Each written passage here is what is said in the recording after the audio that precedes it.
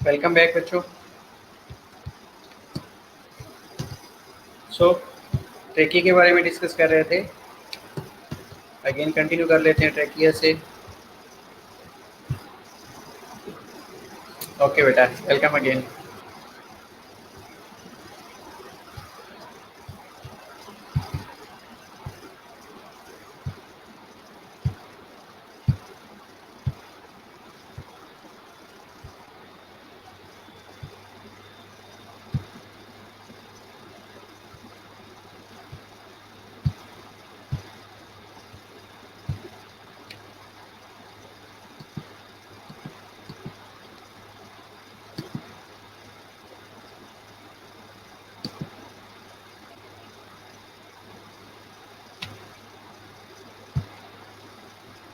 वालेकुम अस्सलाम बेटा, वेलकम।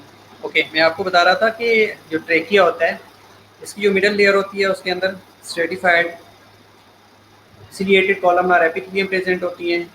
ओके, इसके साथ mucus secreting goblet cell present होते हैं। अब जैसे ही कोई फॉरेन पार्टिकल आता है ना, तो ये सीलिया के अंदर मूवमेंट होती है। सीलिया उसको क्या करते हैं,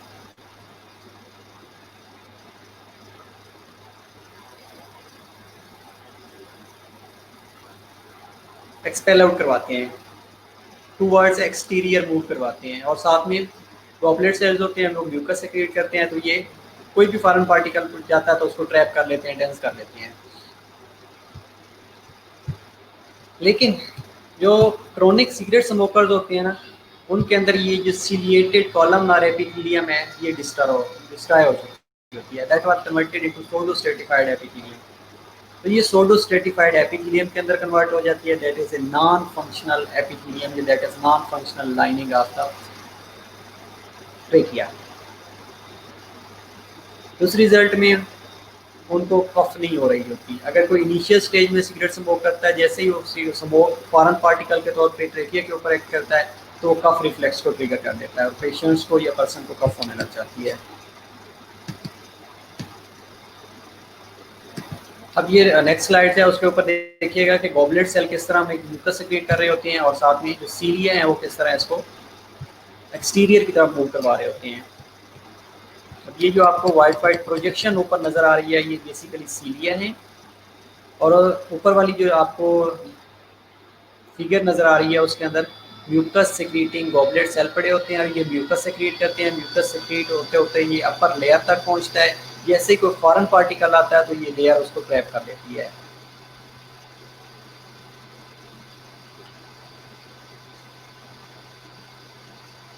सोडो स्ट्रेटिफाइड एपिथेलियम। ओके, बता देता हूँ, लिख के देता हूँ।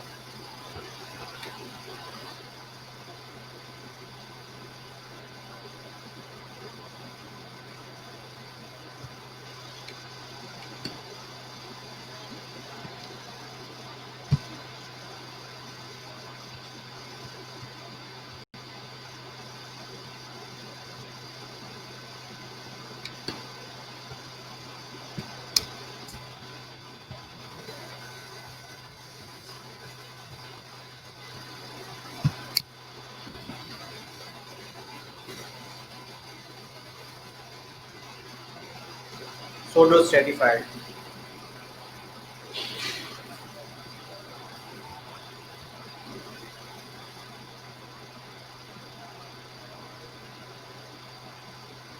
अब ये अगर पिक आप देखेंगे, पिक देखेंगे तो इसके अंदर क्या है कि ऊपर सीलिया प्रेजेंट होते हैं जो हेयर लाइक प्रोजेक्शन हैं। उसके नीचे गॉबलेट सेल पड़े होते हैं और ये गॉबलेट सेल क्या करते हैं, म्यूकस को सिक्रीट कर रहे होते हैं। अब कोई भी फॉरेन पार्टिकल आएगा, सीलिया के अंदर ट्रैप होएगा म्यूकस के साथ और ये सीलिया एक्सटीरियर की तरफ उसको ओरल कैविटी की तरफ मूवमेंट करवा देते हैं।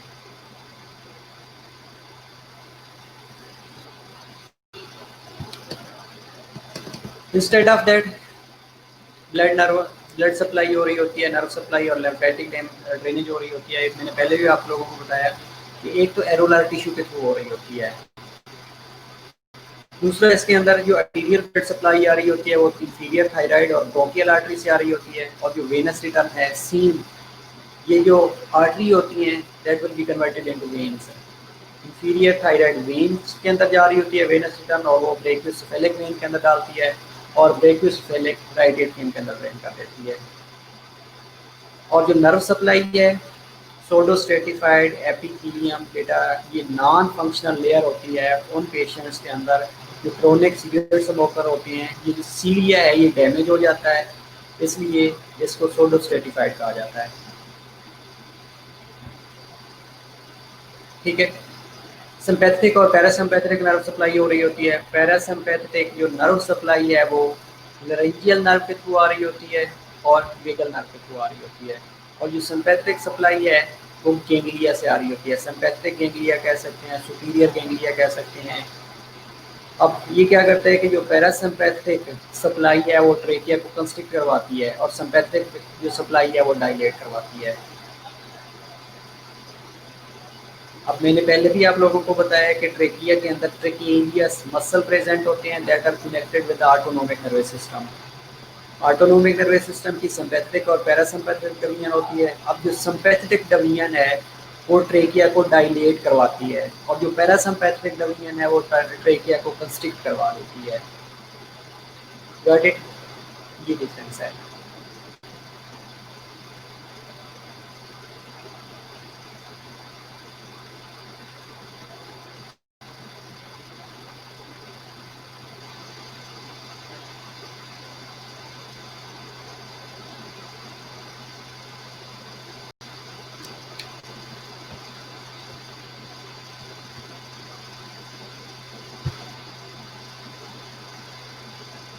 तो केस के डिफरेंट फंक्शन है, ये आप फंक्शन डिस्कस करते हैं इनको वन बाय वन। इसके अलावा लेफ्ट ड्रेनेज होता है। जो लेम्फ होता है वो लेम्फ नोड के अंदर ड्रेन होता है, जो ट्रेकिया के अंदर प्रेजेंट होते हैं, क्रीना के अंदर प्रेजेंट होते हैं। और अगेन ये लेम्फ नोड से लेम्फ आर्गन तक जाता है। लेम्फ आर्गन के अंदर इसकी अगेन फिल्ट्रेशन होती है, लेम्फ नोड के ऊपर भी फिल्ट्रेशन हो रही होती है। फिल्ट्रेशन होने के बाद कोई भी अगर फॉरेन पार्टिकल होता है तो उसकी फेगोसाइटोसिस हो जाती है बाय माइक्रोफेजेस। ओके, इसके फंक्शन वेरी वेरी इंपॉर्टेंट हैं ट्रेकिया के।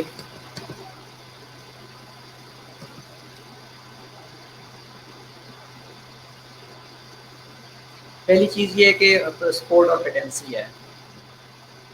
अब जो ट्रेकियल कार्टिलेज है इसने क्या करना होता है, इसने ट्रेकिया को परमानेंटली ओपन करके रखना होता है या पेटेंसी को मेंटेन करना होता है। इसके अलावा इसके अंदर सॉफ्ट टिश्यू प्रेजेंट होते हैं। अब सॉफ्ट टिश्यू ने इसको फ्लेक्सिबिलिटी प्रोवाइड करनी होती है। फ्लेक्सिबिलिटी का मतलब ये है कि इसके अंदर कंस्ट्रिक्शन भी हो रही होती है और डायलेटेशन भी हो रही होती है। इसके अलावा ट्रेकिया के अंदर किंकिंग भी हो रही होती है, ऑब्स्ट्रक्शन भी हो रही होती है। कि वो ऑब्स्ट्रक्शन से प्रिवेंट करने के लिए सॉफ्ट टिश्यू बैंड प्रेजेंट होते हैं जो इसको फ्लेक्सिबिलिटी प्रोवाइड कर रहे होते हैं कि अगर कहीं पे आप किंक भी कर देते हैं, ये दबा भी देते हैं, तो उसने फ्लेक्सिबिलिटी को मेंटेन करना है, वापस अपनी नॉर्मल शक्ल में आ जाएगी अगर कहीं पे किंक भी करते हैं। इसलिए किसी का अगर गला आप दबाते हैं तो बेसिकली आप ट्रेकिया को प्रेस कर रहे होते हैं। ट्रेकिया को आप जैसे ही गले से हाथ उठाते हैं तो वापस ड्यू टू सॉफ्ट टिश्यू वो आप फ्लेक्सिबिलिटी होने के रिजल्ट में वापस नॉर्मल शेप में आ जाता है। और ट्रेकिया के बारे में पहले भी बता रहा था कि अगर बैक साइड पे इसके एसोफेगस पड़ा होता है, अगर पोस्टीरियरली क्या है कि एसोफेगस अटैच है, इसलिए ट्रेकिया पोस्टीरियरली अटैचमेंट होने की वजह से वो रिस्पॉन्स इतना नहीं आ रहा होता। एसोफेगस के साथ अटैच होने की वजह से जो ट्रेकिया है वो कम्प्लीटली ना कंस्ट्रिक्ट कर सकता है ना डायलेट कर सकता है। लेकिन एट सम एक्सटेंट इसके अंदर वेजो कंस्ट्रिक्शन और वेजो डायलेशन हो रही होती है, एक कंडीशन। दूसरी कंडीशन ये है कि जब आप खाना खा रहे होते हैं और खाना खाते हुए आपका खाना जब एसोफेगस से गुजर रहा होता है तो वो एसोफेगस आपके ट्रेकिया के ऊपर भी प्रेशर इतना नहीं डाल रहा होता। अब हालांकि उसके साथ एक दूसरे की लेयर्स अटैच हुई पड़ी हैं, लेकिन जैसे ही खाना एसोफेगस से पास आउट होता है तो वो भी कंस्ट्रिक्शन और रिलैक्सेशन नहीं काज करवाता। अब जो एसोफेगस है इसके अंदर जो मसल्स होते हैं या ट्रेकियलियस मसल्स होते हैं that are innervated with the sympathetic और पैरासिम्पैथेटिक नर्वस सिस्टम।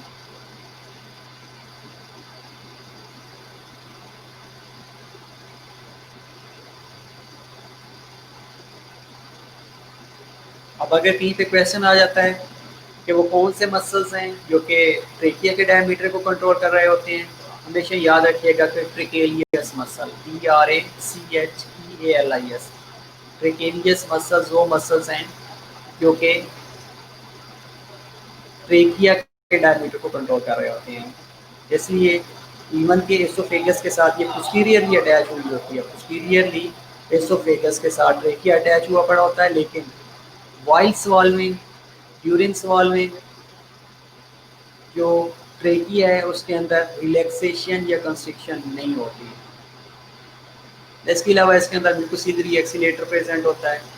अब ये म्यूकोसिलरी एक्सीलेटर में ये होता है कि जो सीलिया होता है वो बीट कर रहे होते हैं। जैसे ही कोई फॉरेन पार्टिकल उसके साथ अटैच होता है, अटैच होने के रिजल्ट में दो ही कंडीशन हो सकती है, या तो आप उसको स्वॉलो कर लेंगे, exactly better trachealis muscle control diameter of trachea. Okay, अब कोई भी फॉरेन पार्टिकल जैसे ही सीलिया के साथ आके अटैच होएगा, म्यूकस सेक्रेट हो रहा होता है, म्यूकस उसको ट्रैप कर लेता है, म्यूकस लाइनिंग के साथ अटैच हो जाता है। जैसे ही अटैच होएगा तो वो फॉरेन पार्टिकल लेरिंग्स की तरफ मूव करता है। लेरिंग्स में या तो आप सवालो कर जाते हैं या कफ अप कर देते हैं। अगर सवालो करेंगे तो उसको HCl स्टमक के अंदर डिस्ट्रॉय कर देगा, अगर कफ करेंगे तो आउटसाइड द ओरल कैविटी निकल जाएगा। अब इसके अंदर कफ रिफ्लेक्स है। हम दो चीज़ें डिस्कस की हैं, तीन चीज़ें डिस्कस की हैं। One is support, other one is patency. Patency में हमने ये कहा है कि जो ट्रेकियल कार्टिलेज है उसने ट्रेकिया को परमानेंटली ओपन करके रखना होता है, लेकिन उसके साथ स्मूथ टिश्यू प्रेजेंट होते हैं। उसने क्या करना होता है, ट्रेकिया को फ्लेक्सिबिलिटी प्रोवाइड करनी होती है। अगर कहीं भी ऑब्स्ट्रक्शन होती है, किंकिंग होती है, तो उसने नॉर्मल अपनी रिक्वायलिबिलिटी को मेंटेन करना होता है, तो वापस अपनी नॉर्मल हालत में आ जाता है। इसके अलावा हमने ट्रेकेलियस मसल के बारे में डिस्कस किया है कि ट्रेकेलियस मसल जो है वो ट्रेके के डायमीटर को कंट्रोल कर रहा होता है। Instead of that mucociliary accelerator का ये मतलब है कि जो सीलिया है ये कंटिन्यूसली बीट कर रहा होता है, मूव कर रहा होता है। इसके अंदर वेव लाइक मूवमेंट प्रोड्यूस हो रही होती है, तो साथ में म्यूकस प्रोड्यूस हो रहा होता है। अगर कोई भी फॉरेन पार्टिकल जाता है, जैसे ही फॉरेन पार्टिकल जाएगा तो ये क्या करता है, फॉरेन पार्टिकल म्यूकस के साथ अटैच होता है, सीलिया उसको लेरिंग्स की तरफ मूव करवा देते हैं। नहीं बेटा, ट्रेकिया और लेरिंग्स के दरमियान कोई फ्लूइड नहीं होता, ट्रेकिया और एसोफेगस के दरमियान कोई फ्लूइड नहीं होता। कार्टिलेज होती है जो एक दूसरे के साथ इनमें अटैचमेंट की हुई होती है। ओके, इसके अलावा कफ रिफ्लेक्स है।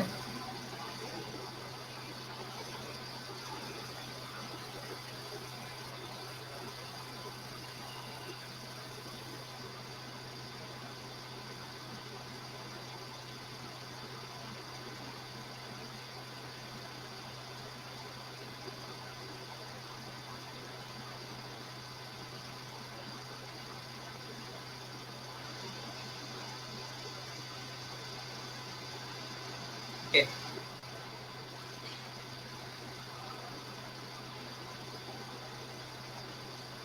अब लिरिक्स के अंदर, ट्रेकिया के अंदर, ब्रोंकाई के अंदर सेंसिटिव नर्व एंडिंग्स प्रेजेंट होती हैं। ट्रेकिया के अंदर, ब्रोंकाई के अंदर, लिरिक्स के अंदर कोई भी फॉरेन पार्टिकल आता है, कोई भी इलर्जन पार्टिकल आता है, कोई भी इरिटेशन आती है, तो उसके रिजल्ट में ये नर्व एंडिंग्स एक्टिवेट हो जाती हैं। अब ये नर्व एंडिंग्स वेगस नर्व के through respiratory centre brain stem के अंदर प्रेजेंट होता है, उसको तक मैसेज कन्वे करती हैं। और रेस्पिरेटरी सेंटर क्या करता है, through motor response deep inspiration करवाता है। डीप इंस्पायरेशन में क्या होता है कि एडिकुलोटस होता है वो क्लोज हो जाता है, वोकल कॉर्ड क्लोज हो जाता है, अब्डोमिनल और रेस्पिरेटरी मसल कंट्रैक्ट करते हैं और सडनली एयर को रिलीज करते हैं अंडर स्पेसिफिक प्रेशर। तो उसके रिजल्ट में आपकी बॉडी के अंदर या रेस्पिरेटरी ट्रैक के अंदर जो भी फॉरेन पार्टिकल होता है उसको एक्सपेल करवा दिया जाता है। अगेन बता रहा हूँ, कफ रिफ्लेक्स आप पहले भी पूछ रहे थे, कफ रिफ्लेक्स क्या होती है कि ट्रेकिया के अंदर, ब्रोंकाई के अंदर, लेरिक्स के अंदर सेंसिटिव नर्व एंडिंग्स बड़ी होती हैं। ये जो सेंसिटिव नर्व एंडिंग्स होती हैं ये इरिटेशन को सेंस कर रही होती हैं, कोई फॉरेन पार्टिकल को सेंस कर रही होती हैं, कोई इलर्जन को एलर्जी के लिए सेंसिटिव होती हैं। जैसे ही कोई फॉरेन पार्टिकल या वट एवर कोई भी कंडीशन है जिसने इरिटेशन काज किया into the trachea, into the larynx, into the bronchi, तो ये message through nerve impulses, through nerve endings respiratory centre तक जाएगा ब्रेन स्टेम के अंदर, ब्रेन स्टेम से मैसेज कन्वे होगा थ्रू मोटर रिस्पॉन्स।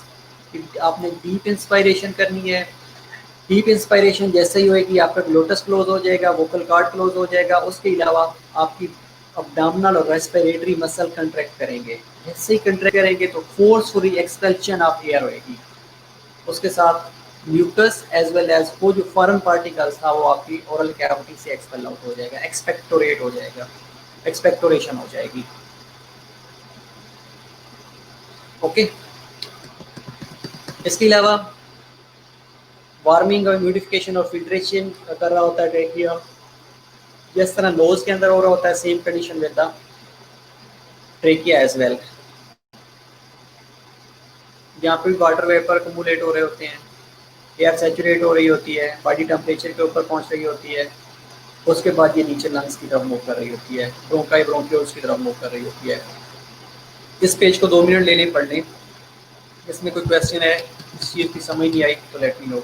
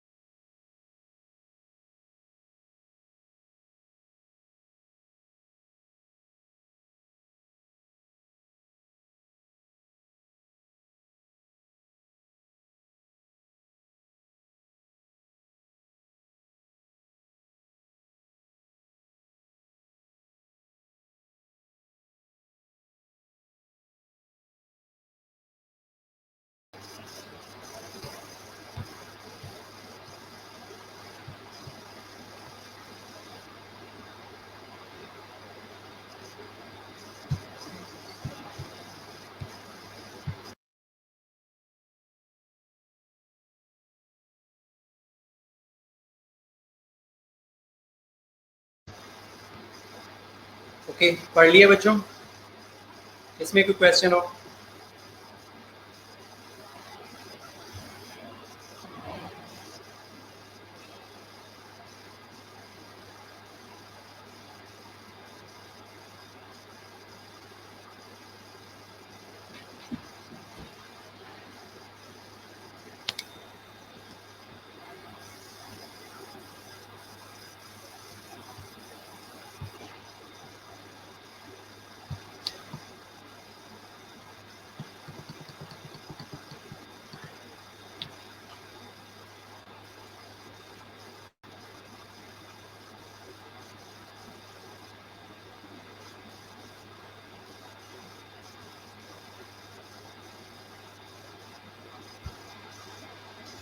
ओके, बाकी लोग?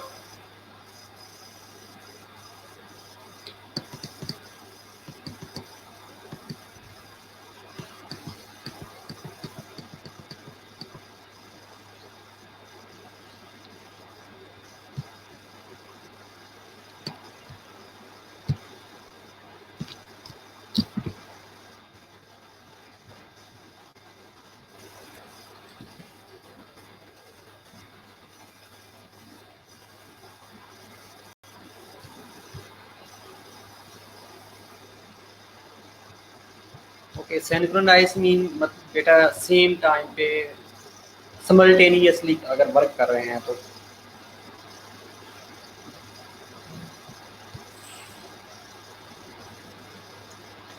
इसमें कोई क्वेश्चन हो बेटा जो आपको समझ ना आई हो तो लेट मी नो।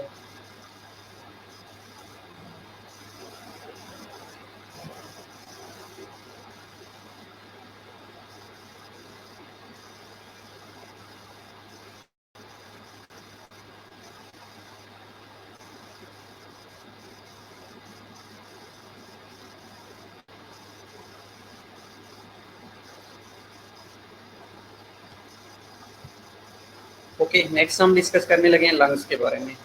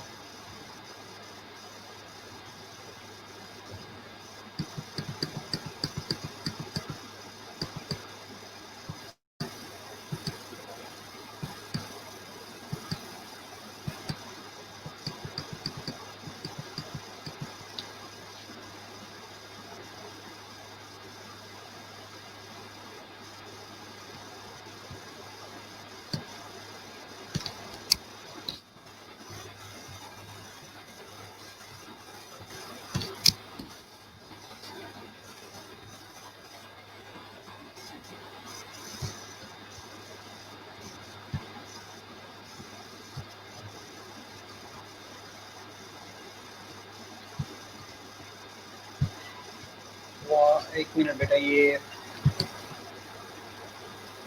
कौन सी लाइन बेटा वर्ड यूज हुआ है? वर्ड्स वॉफ्स, इसका मतलब बेटा एयर ट्रैप होता है वॉफ्स, इसका मतलब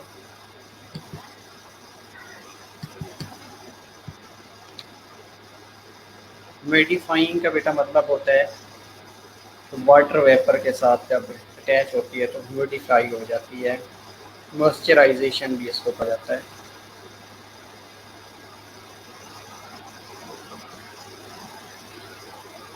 lining was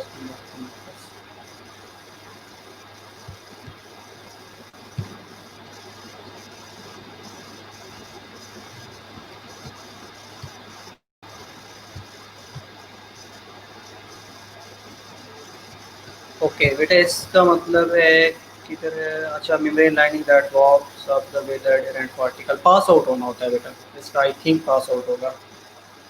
mucus membrane lining that pass out mucus with adherent particles, pass out होना यार वॉट्स का मतलब। ओके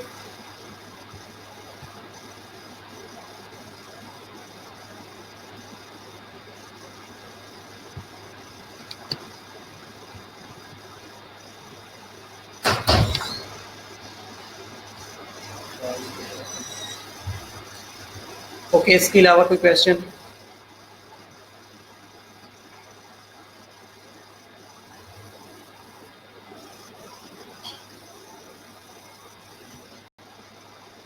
ओके, लंग्स के बारे में डिस्कस करते हैं।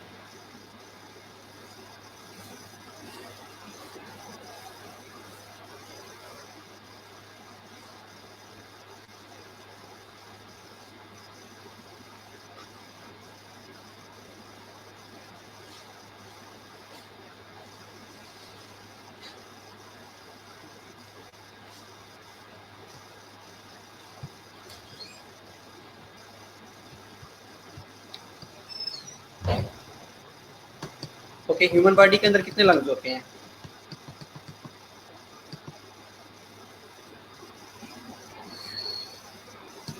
बेटा कोरोना टेस्ट अगर उन्होंने कह दिया है तो फिर तो करवाना पड़ेगा।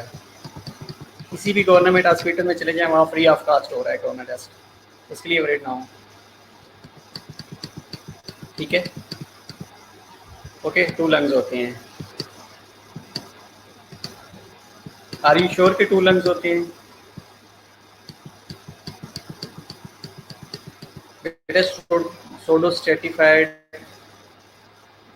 एपिथेलियम थी।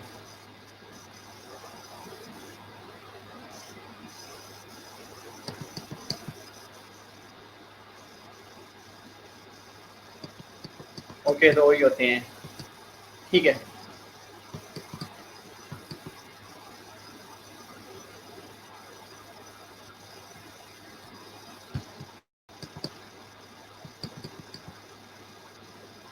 ओके। इसके पैर को कैविटी होती होगी लंग्स के पैर।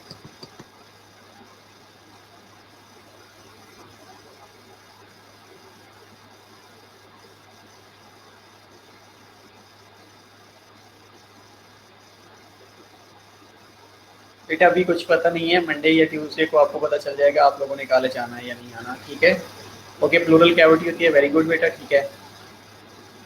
ओके, मैं आपको पहले एक हाउ टू नो दे देता हूँ लंग्स के बारे में, उसके बाद लंग्स को हम डिस्कस करते हैं। पहली जो चीज़ है कि इसके बाहर एक कैविटी प्रेजेंट होती है जिसको कहा जाता है प्लूरल कैविटी। अब ये जो प्लूरा या प्लूरल कैविटी है, बेसिकली ये क्या है कि जो प्लूरा है ना, ये क्लोज एक सैक होता है सीरियस मेम्ब्रेन का। मैं आपको पहले कैविटी के बारे में थोड़ा सा लंग्स के बारे में बता देता हूँ, उसके बारे में हम इसको डिस्कस करते हैं। ठीक है,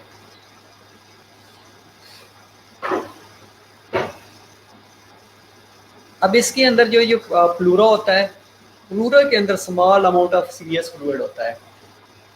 अब ये जो सीरियस फ्लूइड होता है ये कहाँ से आता है? ये बेसिकली नीमोसाइट टाइप 2 सेल पड़े होते हैं जो सिक्रीट कर रहे होते हैं।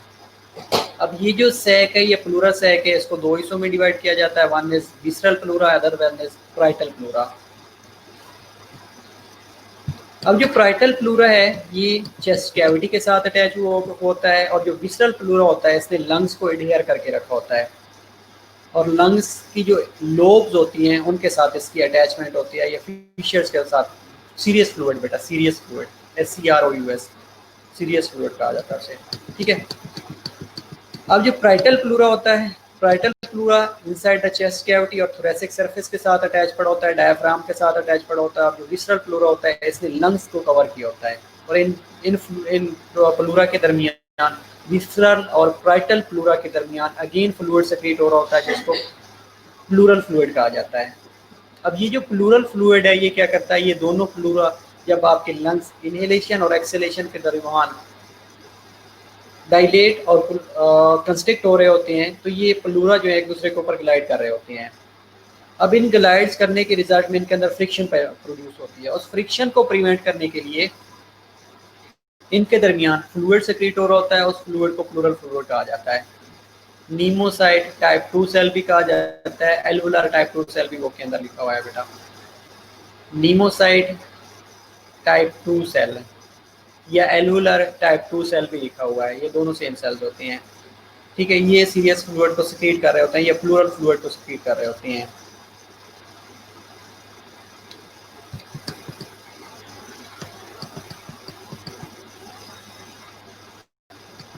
ओके, इसके अलावा अगर लंग्स के इनसाइड की बात करें तो उनके अंदर स्मॉल एयर पैसेजेस होते हैं। प्लूरल फ्लूइड डेफिनेटली बेटा फ्रिक्शन से प्रिवेंट करता है, फ्रिक्शन से प्रिवेंट करता है।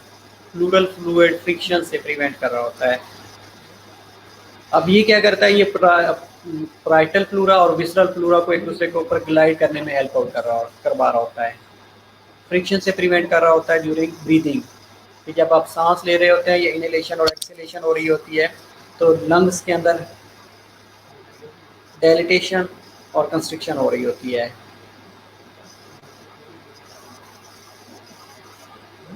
उस टाइम ये जो प्लूरा है ये एक दूसरे के ऊपर ग्लाइड करते हैं, तो उस फ्रिक्शन से प्रिवेंट कर रहा होता है।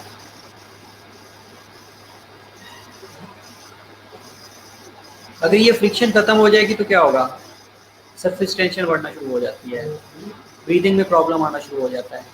समटाइम्स ऐसे होता है कि लंग्स जो है ये कोलैप्स भी कर सकते हैं। और इसके अलावा इनके अंदर जो रिकॉइलिंग एबिलिटी है वो भी लॉस होना शुरू हो जाती है, डिक्रीज होना शुरू हो जाती है। ओके, अगर हम लंग्स की बात करें तो लंग्स के अंदर मेनली क्या होता है कि इसके अंदर स्मॉल एयर पैसेजेस होते हैं, ब्रोंकाई प्रेजेंट होते हैं, एल्वोलाई प्रेजेंट होते हैं, इसके अलावा कनेक्टिव टिश्यू प्रेजेंट होती हैं, ब्लड वेसल प्रेजेंट होती हैं, नर्व एंडिंग्स प्रेजेंट होती हैं, लेफ्ट वेसल प्रेजेंट होती हैं। अब ये जो सारी चीज़ें प्रेजेंट होती हैं that are embedded in the elastic tissue matrix. इसके अलावा ये जितनी भी ब्लड वेसल्स होती हैं या लेफ्ट वेसल्स होती हैं, वट एवर नर्व एंडिंग्स होती हैं, इनका कंट्रोल रेस्पिरेटरी सेंटर के अंदर होता है। जो नर्व एंडिंग्स होती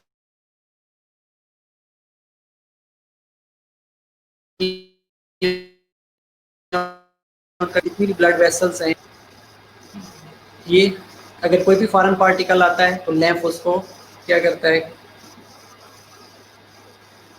कि जो लेम्फोसाइट्स होते हैं उसको फेगोसाइटोज कर देते हैं, उसके बाद लैंफ नोड का हिस्सा बनता है और एट द एंड लैंफ ऑर्गन उसको फिल्टर कर देते हैं।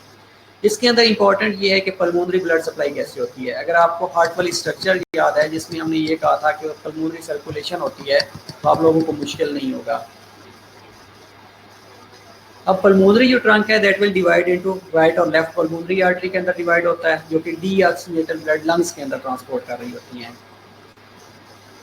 हर लंग्स के अंदर पल्मोनरी आर्टरी मजीद ब्रांचेस के अंदर डिवाइड हो जाती हैं, डिवाइड होने के बाद कैपरीज के अंदर कन्वर्ट होती हैं और कैपरीज कन्वर्ट हो जाती हैं एल्वोलाई के अंदर।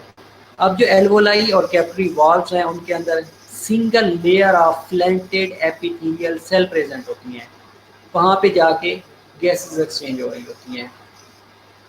अब जो गैसेस एक्सचेंज जब ब्लड और एल्वोलाई के दरमियान हो रही होती हैं उसको हमने कहा था कि इंटरनल रेस्पिरेशन हो रही होती है, और जब आपकी इन्वायरमेंट और एल्वोलाई के दरमियान हो रही होती है उसको हमने एक्सटर्नल रेस्पिरेशन कहा था। तो ये प्रोसेस वहाँ पे रेस्पिरेशन का हो रहा होता है। उसके बाद पल्मोनरी वेन बनती है, पल्मोनरी वेन ज्वाइन करती हैं दोनों साइडों से, और लार्ज पल्मोनरी वेन बनती है जो लंग से ओरिजिनेट होने के बाद हाइलम के एरिया के ऊपर ऑक्सीजनेटेड ब्लड को कैरी करके राइट एट्रियम के अंदर ड्रेन कर देती है, और राइट एट्रियम अगेन ब्लड को at the end left ventricle की तरफ मूव करता है और लेफ्ट वेंट्रिकल कंट्रैक्ट करता है और ब्लड जो है पूरी बॉडी के अंदर सर्कुलेट कर देता है। इसके अंदर इंपॉर्टेंट पल्मोनरी ट्रंक है कि पल्मोनरी ब्लड सप्लाई किस तरह हो रही होती है।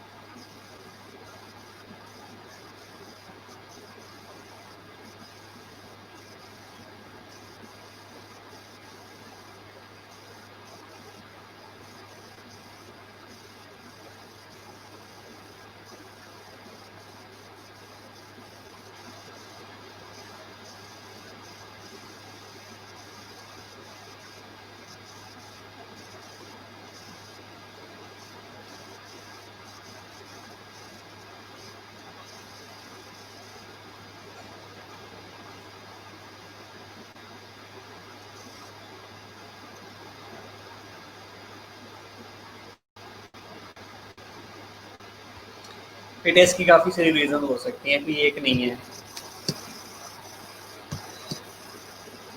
जब इंटरेस्ट खत्म हो जाता है तब भी आने लग जाती है। ओके, तो अब लंग्स की तरफ जाते हैं, लंग्स को डिस्कस करते हैं। लंग्स में हमने प्लूरा के बारे में डिस्कस किया है, प्लूरल कैविटी के बारे में डिस्कस किया है, डिस्कल और ब्राइटल प्लूरा के बारे में डिस्कस किया है, सीरियस फ्लूइड या प्लूरल फ्लूइड के बारे में डिस्कस किया है। इसके अलावा pulmonary blood supply, pulmonary trunk के बारे में डिस्कस किया है। ये चीज़ें आपकी फिंगर टिप पे होनी चाहिए। अब आते हैं लंग्स की तरफ कि लंग्स में क्या क्या हो रहा होता है।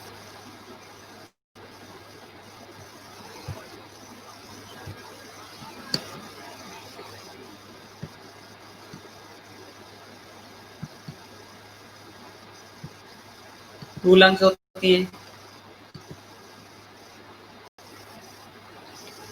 अगर आप मिड लाइन देखा जाए ना तो वैसे कैविटी के अंदर तो एक राइट साइड पे लंग प्रेजेंट होता है, एक लेफ्ट साइड पे प्रेजेंट होता है। बेटा ओवरकम इंटरेस्ट डेवलप करके सब सम टाइप्स ऑफ स्टिमुलेटर लेके, CN स्टिमुलेटर लेके इसको ओवरकम किया जा सकता है। ओके, मिड लाइन में अगर देखा जाए तो ऐसे कैविटी के अंदर तो एक राइट साइड पे लंग प्रेजेंट होता है, एक लेफ्ट साइड पे लंग प्रेजेंट होता है। अब ये आर कोन शेप, उनके ऊपर एपेक्स होती है, बेस होती है और कोस्टल सरफेस और मीडियल सरफेस प्रेजेंट होती है। अगर आप ये डायग्राम देखेंगे तो इसमें एपेक्स ऑफ द लंग्स आपको दिखाई गई है, साथ में ये जो पल्मोनरी ट्रंक के बारे में भी यहाँ पे बताया गया है, के साथ में एसोसिएटेड ऑर्गन के बारे में बताया गया है। Right brachiocephalic when, left brachiocephalic when होती है, ट्रेकिया प्रेजेंट होता है, साथ में ये क्लेविकल, ये ब्यूटी बोन इसको कहा जाता है। ठीक है, superior vena cava, inferior vena cava के बारे में, लेफ्ट लंग हार्ट के ऊपर ओवरलैप कर रहा होता है, डायाफ्राम है। पहली चीज़ जो होती है ये एपेक्स होती है, एपेक्स, बेस, कोस्टल सरफेस और मीडियल सरफेस, ये चार चीज़ें हमने डिस्कस करनी है इंशाल्लाह। एपेक्स क्या होती है कि this is rounded and rises into the root of the neck and about 25 millimetre mm above the level of the midline, middle third of the clavicle, middle third of the clavicle, ये अगर इसको reason देखा जाए तो यहाँ पे apex पड़ी होती है। फर्स्ट जो रिब होती है वहाँ पे ये क्लोज हो जाती है और ब्लड वेसल और nerve cells of the root of the neck से इंडिकेट हो रही होती हैं। बेस है, बेस क्या होती है, कनकेव और सेमिलुलर शेप होती है, thoracic surface of the diaphragm के ऊपर प्रेजेंट होती है। कोस्टल सरफेस होती है, कोस्टल जो सरफेस है ये कन्वेक्स होती है इन शेप और directly against the costal cartilage present होती है। इसके अलावा मीडियल सरफेस होती है। अब medial surface again concave in shape होती है, ट्राइंगुलर शेप एरिया होता है जिसको हाइलम कहा जाता है। हाइलम एक ऐसे एरिया होता है जहाँ से नर्व एंड ब्लड वेसल्स ये सारी ओरिजिनेट हो रही होती हैं। अभी जो हाइलम प्रेजेंट कहाँ पे होता है, ये 5th, 6th और 7th थोरेसिक वर्टिब्रा के ऊपर प्रेजेंट होता है और वो structures that forming the root of the lung inter and deep at the hilum, उसके अंदर पल्मोनरी प्राइमरी ब्रोंकस है, पल्मोनरी आर्टरी हैं और पल्मोनरी वेन्स हैं। हाइलम वो एरिया है जहाँ पे पल्मोनरी आर्टरी, पल्मोनरी वेन और ब्रोंकियल आर्टरी और वेन्स और लिम्फेटिक वेसल और नर्व इंटर्स हो रही होती हैं, उस एरिया को कहा जाता है पल्मोनरी, उसके एरिया को कहा जाता है hilum.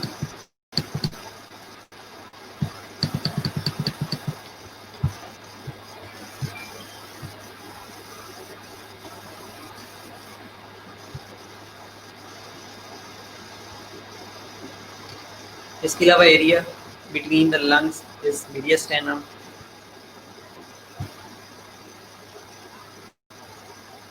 occupied by the lung and right vessel trachea, right or left bronchi, esophagus, lymph node and lymph vessel. The right lung is divided into 3 distinct lobes, इनके अंदर सुपीरियर है, मिडल है और इंफीरियर है।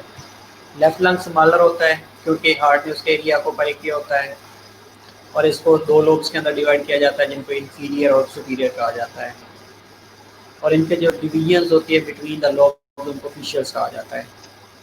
अगर लोब्स के दरमियान जो डिवीजन्स है उनको फिशर्स कहा जाता है।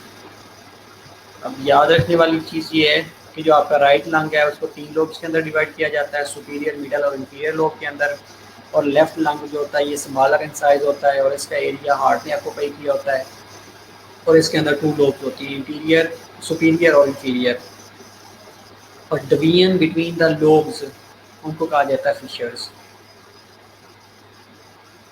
ठीक है, अब ये जो बैक वाली स्लाइड्स है इसको एक दफ़ा रीड करें 2 से 3 मिनट, इसमें अगर कोई क्वेश्चन है तो लेट मी नो। किस चीज़ के स्पेलिंग बेटा?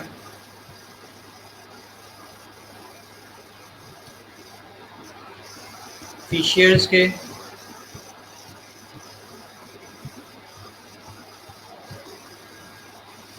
FISSURES।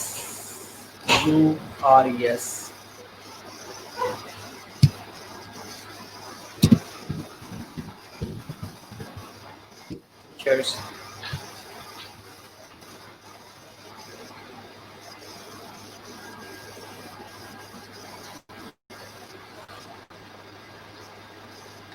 ओके, प्लूरल और प्लूरल कैविटी के बारे में डिस्कस करना है। चलिए नेक्स्ट क्लास में हम मंडे को कर लेंगे, लेकिन आप इसको रीड करें, उसके बाद देखते हैं।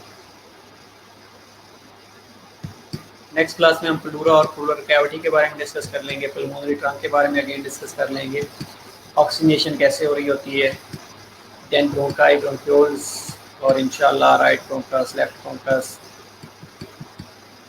ये चीज़ें डिस्कस करने के बाद हमारा चैप्टर ऑलमोस्ट एंड हो जाएगा।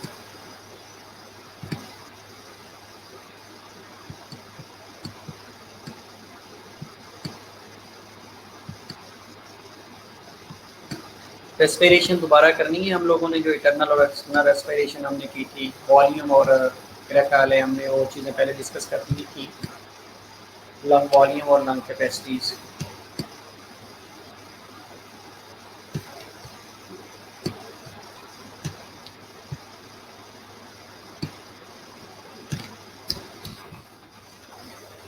आज आप लोगों को ना एक बुक शेयर करूँगा, वो पढ़िएगा, उसमें आप लोगों को और ज़्यादा चीज़ें इसी मिलेंगी।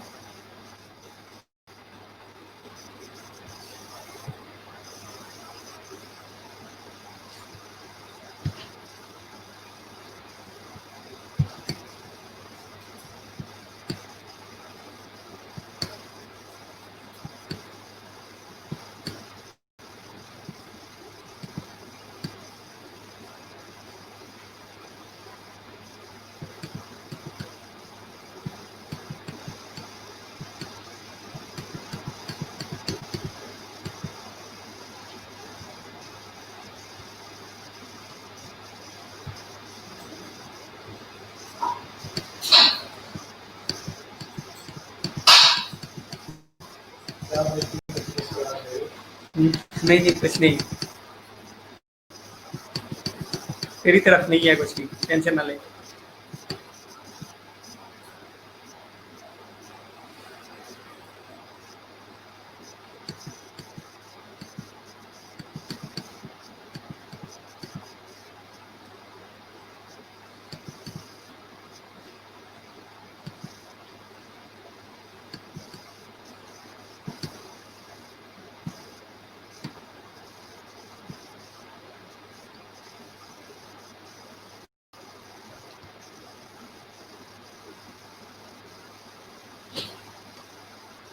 Okay, mediastinum, what is mediastinum? Between the lungs जो स्पेस होती है बेटा, उसको कहा जाता है। नेजल कैविटी वाली स्लाइड पे कर दूंगा बेटा, इसके अलावा नेजल कैविटी वाली स्लाइड शेयर हो जाएंगी।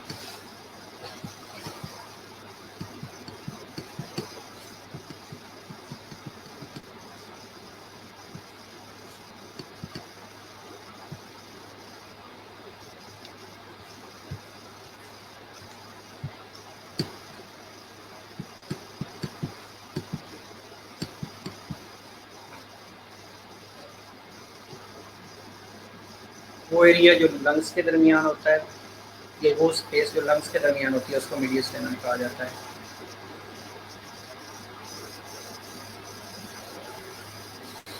इसके अलावा कोई क्वेरी है तो लेट मी नो, 2-3 मिनट में आप पूछ सकते हैं, उसके बाद फिर एक छुट्टी हो जाएगी, हैप्पी एंडिंग। और नेक्स्ट क्लास में हमने पूरा डिस्कस करना है, और इसको पढ़ लीजिएगा। मैं आप लोगों को एक वो आज बुक शेयर करूँगा, रेस्पिरेटरी सिस्टम के रिलेटेड मेरे पास है, उसमें बहुत चीज़ें अच्छी लिखी हुई हैं, वो आप एक दो पढ़ लीजिएगा, बहुत सी चीज़ें आपको क्लियर हो जाएंगी।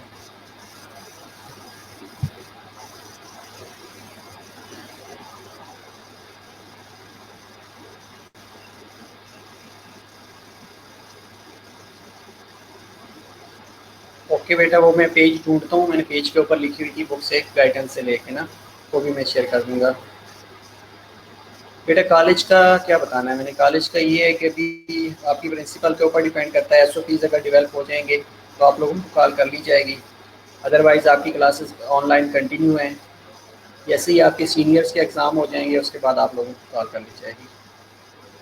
बाकी देखिए मंडे को डिसाइड हो जाएगा या डिसाइड हो जाएगा, ठीक है, वरीड ना हो।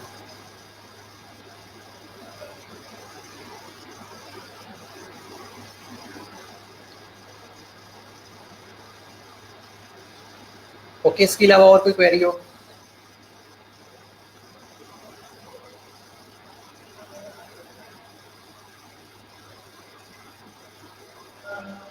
आप ये कह सकते हैं कि हार्ट मीडिया स्टेनम में प्रेजेंट होता है। बेटा आप ये कह सकते हैं कि जो मीडिया स्टेनम है कि इसके अंदर हार्ट पड़ा होता है, इसके अंदर आप ये भी कह सकते हैं कि राइट और लेफ्ट ब्रोंकाई प्रेजेंट होते हैं, इसके अंदर आप ये भी कह सकते हैं कि एसोफेगस प्रेजेंट होता है, इसके अंदर आप ये भी कह सकते हैं कि ओटा वेस एरिया के अंदर प्रेजेंट होता है। ठीक है, तो आप ये देखिए कि the area between the lungs जो होता है उसको मीडिया स्टेनम कहा जाता है। ठीक है, अब एरिया बिटवीन द लंग्स, अब आपका अगर जो लेफ्ट लंग है वहाँ पे क्या है, आपका हार्ट पड़ा हुआ है, ऐसे है ना। जब आज डिसाइड हो जाता, ओके आज डिसाइड हो जाएगा। ओके वेल, तो आप देखेंगे ये एरिया जो है मीडियल स्टेनम वाला, मिड लाइन वाला, तो इसमें डेफिनेटली हार्ट हो सकता है, लिम्फ वेसल्स हो सकती हैं, नर्व एंडिंग्स हो सकती हैं, जितना भी एरिया, जितनी भी चीज़ें इसके अंदर आएंगी वो डेफिनेटली आप कह सकते हैं कि इसके अंदर ये होगा। ठीक है,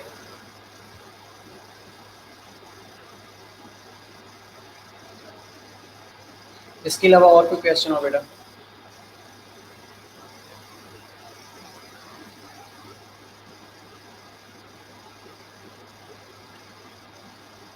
एनी हाउ चिल करें फिर, बाकी अपनी अटेंडेंस अपडेट करवा दें, काइंडली सबको कहें कि अटेंडेंस मार्क करवा लें, उसके बाद करें। Have a blessed Friday.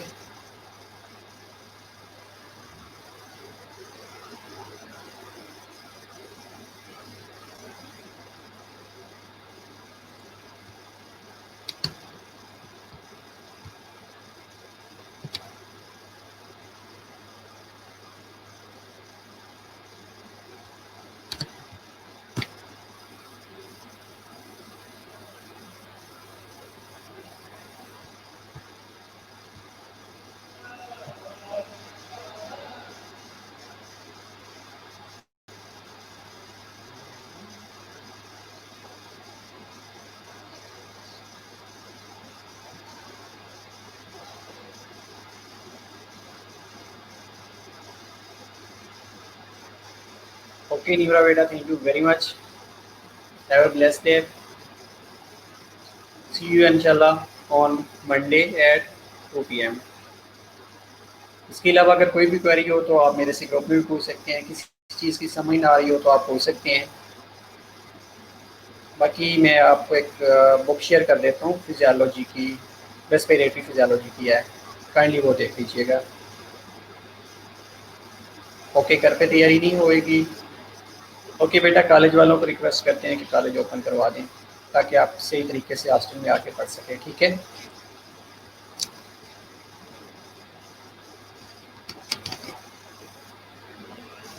Instead of that और कोई क्वेरी है, कोई क्वेश्चन हो?